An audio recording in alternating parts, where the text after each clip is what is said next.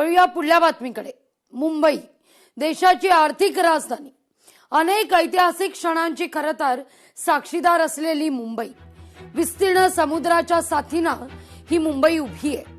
पण हा समुद्र किनारा अनुभवण्याकरता अनेक जण मुंबईच्या उपनगरातूनच नाही तर देशातून, जगभरातून पर्यटक मुंबईत येतात।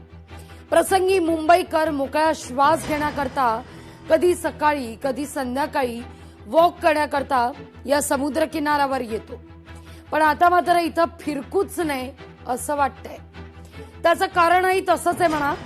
तुम्ही जी परिस्थिती टीव्ही स्क्रीनवर पाहताय ते कुठला डम्पिंग ग्राउंड नाहीये, हा समुद्र किनारा आहे। मुंबई मनपात सध्या भ्रष्टाचार सुरू आहे अशी चर्चा जोर धरतीये। कारण मुंबई मनपात समुद्र किनारा स्वच्छतेत मोठा भ्रष्टाचार होत असल्याची चर्चा आहे।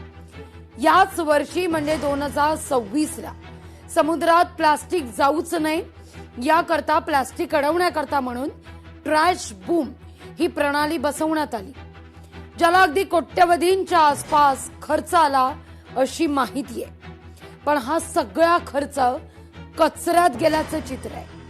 मोठ्या प्रमाणावर समुद्र किनारी कचऱ्याचा ढीग आहे। जसं अगदी पावसाच्या साचलेल्या पाण्यातून मुंबईकर वाट काढतोय, अगदी तसंच याच कचऱ्यातून मुंबईकर समुद्र किनारी वाट काढतोय। पण यावर मात्र लोकशाही मराठी मनपाला सवाल विचारतंय। मुंबईतल्या समुद्र किनाऱ्याच्या या परिस्थितीला कोण जबाबदार आहे? कोण ट्रॅश बूम प्रणालीतल्या भ्रष्टाचाराला कारणीभूत आहे? संबंधित अधिकारी आणि कंत्राटदाराची मुंबईच्या महापौर, उपमहापौर हकालपट्टी करणार का, हा सवाल आहे।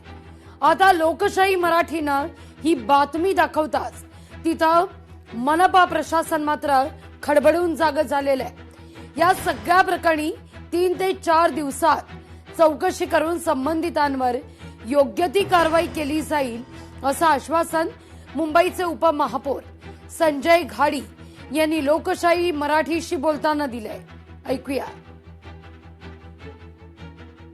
नाही, अतिशय दुर्दैवी गोष्ट आहे की मुंबई महानगरपालिकेच्या जर ठेकेदाराने हे काम केलेलं नसेल तर त्याच्यावरती निश्चितपणाने प्रशासनाने कारवाई करावी अशा प्रकारची आम्ही निर्देश देऊ। कारण मुंबईचे समुद्र हे स्वच्छ असले पाहिजे, किंबहुना मुंबई स्वच्छ असायला पाहिजे असं आपल्या सर्वांचं मत आहे। परंतु याच्यामध्ये नागरिकांनी देखील त्यांचे कर्तव्य आणि जबाबदारी बजावायला पाहिजे। आपण कचरा टाकता नये आणि हा सगळा कचरा पावसाळ्यामध्ये पूर्णपणाने आपल्या समुद्राच्या इथे वाहतो। आणि आज आपण जे सांगताय की मुंबईच्या समुद्र किनाऱ्यावरती देखील कचरा टाकणे किंवा कचऱ्याचे ढीग आहेत, हे अत्यंत अशोभनीय अशी परिस्थिती आहे। मी ताबडतोब ह्या संबंधातले जे आमचे अतिरिक्त आयुक्त आहेत आणि आयुक्त मॅडम आहेत त्यांनाही याच्या संदर्भामध्ये विचारणा करणार आहे। निश्चित या संदर्भाची चौकशी या 4-5 दिवसामध्ये करून त्या ठेकेदारावरती निश्चितपणानं कारवाई करण्याची मागणी आम्ही महापौर आणि आम्ही निश्चित करणार आहोत।